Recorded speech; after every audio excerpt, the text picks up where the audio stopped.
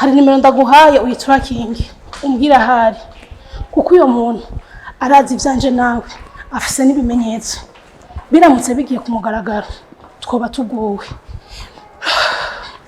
Bikore wihuse urambwira ibindi ni hanyuma je ndi kwa muganga. Wazi sante ndabwira ikintu namwe numwe kwisi ndanaze nka brother wanje. Brother wanje ni umuntu mwiza afite umutima mwiza kandi akunda n'abandi. Umunyamahirwe ko umufise. Naomi.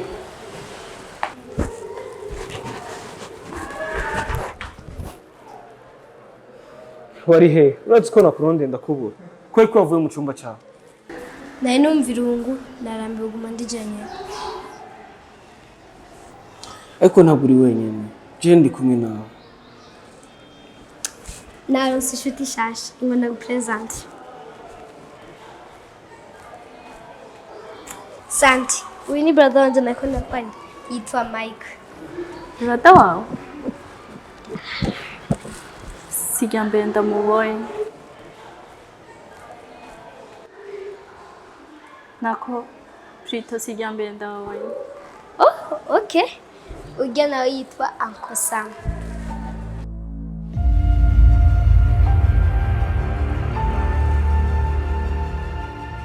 Ivyo wavuze n'ukuri. Mbona ari abantu beza. Ntabwo nari niteze gusubira kubona kandi. Nanjye nari naramaze kukwibagira. Kunyibagiye. Oh. Ibyiza? Kubera kuri ngaho. Mama wanje ari ngaha aragwaye.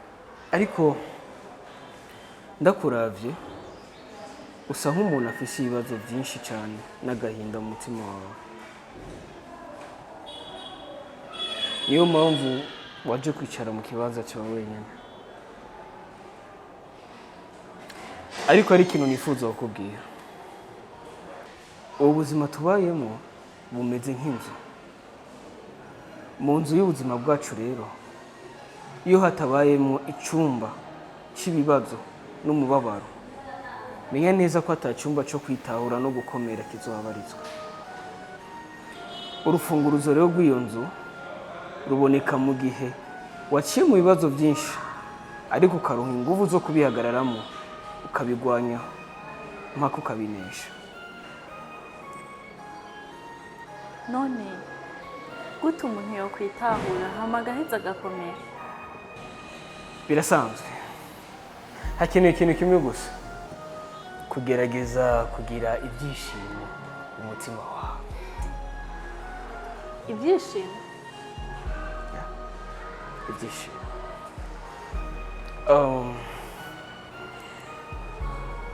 Ndashobora kugusohokana.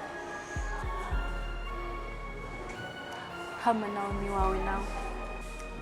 Jana nakimwe ndagumana na Uncle Sam.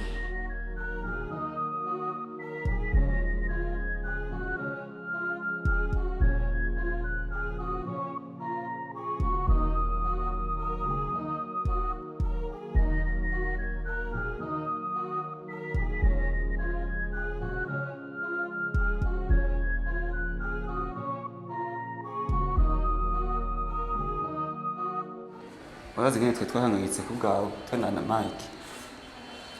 Ega Sami nanjye ndarundumva irungu. Bashaka sohoke nanjye numva akayaga. Santiago ni umukobwa mwiza cyane. Ko ibona? Ego yanyambiriye ndumva ko ndyohewe kandi ndifuza ko ugumana brother wanje. Byiza cyane. Ariko Mike muri bo nta mutima w'urukundo akira. Yabaye umuja w'ubuzima igihe kirekire ku buryo umutima wiwe atakibanza cy'urukundo afise.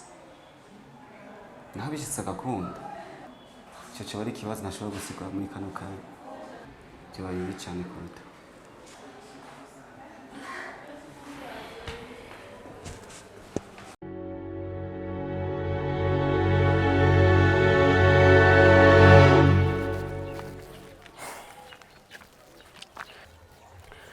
urya ari igihe ukora ikintu mu nyuma ukicuza kubera ko buzuka ndiko ndicuza impamvu nagusohokanye ni umwanya wanje w'ubusa nataye iyo nsigara kwa muganga nasigara ndaba nawe Mike twubahane je ndashobora gusubira inyuma ntaco bitwaye ngo tugende gusa wowe nta kintu ushobora atari kwigumura no kwiriza gusa umwanya wose uguma Mike wowe ntunzi je ndashobora kuraka nkaba nkingwe ntunzi neza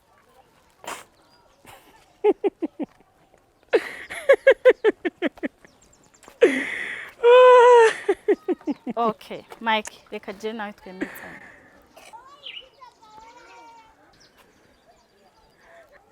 okay fine reka dukina agakino je nawe urabona bagiye abana bari hagiye bakora kino ugiye gutora timu yawe nanje ntore timu yanje turabe ninda afise inguvu kusumba ubundi okay sawa utsindwa amande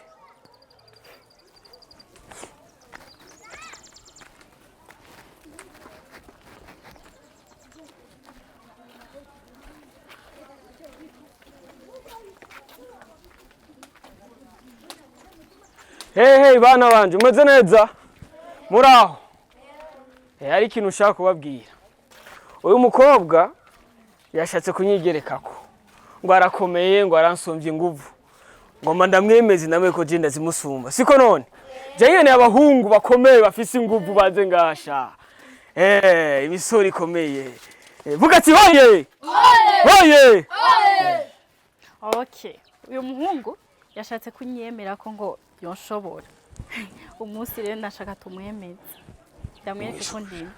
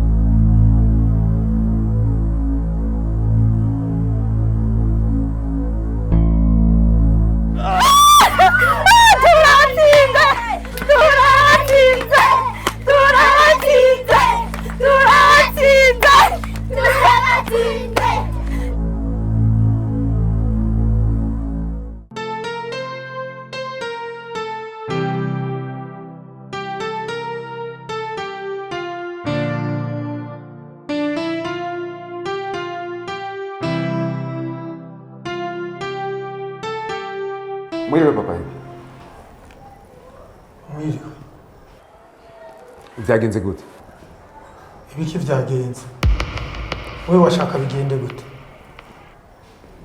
Imyaka irenga 6 uza ndaguha amahera atagihinduka. Imyaka irenga 6 ntacyo wakoze. None hirabaho turi. Ageze mu marembera. Ariko papa hebe Esther hora. Uyu munsi nije mvuga gusa wewe hora. Dr. B kuva uyu munsi ndakwatse responsibility zose. Nta kintu na kimwe ukijejwe mu muryango w'iwanje.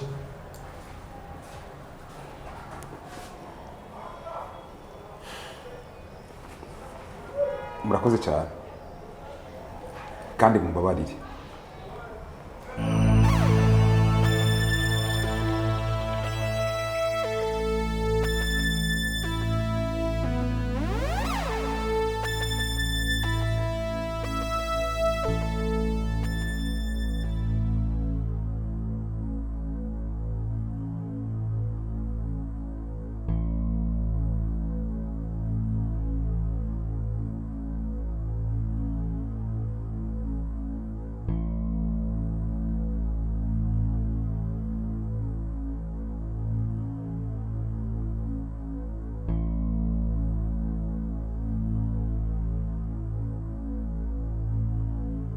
ariko jewe mama wawe yaranyobeye, sinzi ikintu yabonye muri bene, ibintu byaramunaniye byarazi, ariko aguma muri bene.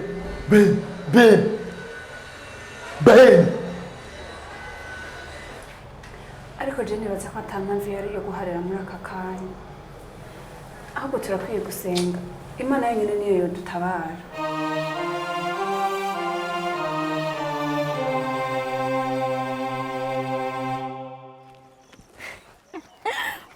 ndakubwira ko iyo shatse nkomera nk'ibuye ubu uribaza ko wozana nawe mugenzi wanjye muje mukanshobora wowe uje no gutera ingumu abo nyara nkamutera umuti.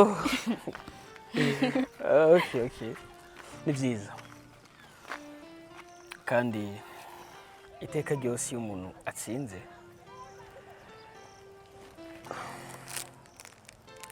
aba akwiye agashimwe.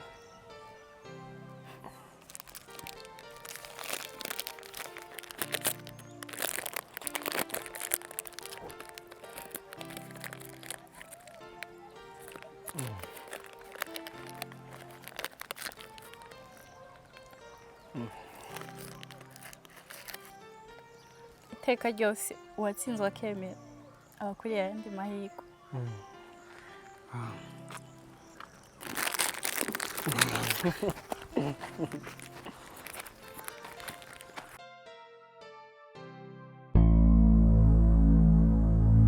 Rebeka ategerezwa gupfa mu kiringo kitarenze amasaha 48, ibipimo bigasohoka hakaboneka ko tora tumutera indi miti, byoba bibi cyane no gufungwa twafungwa. Nukuraba ko tubigenza tukabimara ngaha nyene mu bitaro, hama nimero nashoboye kuguha wayitarakinza umenye ahari. Nimero telefone iri mu buterere. N'umukobwa yitwa Diva afise video tuko turavugana nawe, nukumukuraho bakagira rimwe.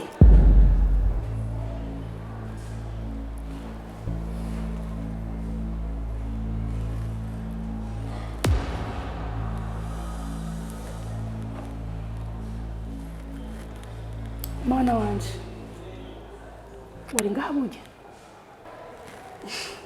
Nari mbonye ga mama nenda kuzaniye telefone ibyo mugenzi wawe mukorana ariko arakurondera. Sawa, umaze iminota ingana gutwagaze ngaha, ndatangaye ndakubonye. Ntihongishika mama, we duhuje amaso nshitse.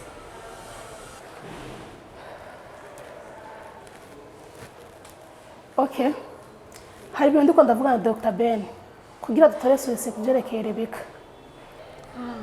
Solution nziza ni gusenga mama, reka tuje ku mavi Imana yenyine niyo yodutabara. Ibyo yavuze ni kuri gusenga, tunagerageza ubundi buryo byo babiza kuruta. Happy, genda ugume na papa umube hafi, nanje mukanya ndaje.